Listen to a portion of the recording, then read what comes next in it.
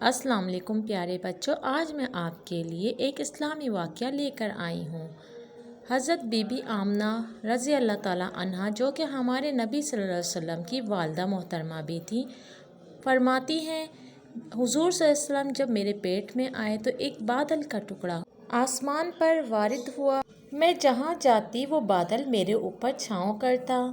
میں جب بکریاں چرانے جاتی تو بکریاں میرے پیچھے چلتی۔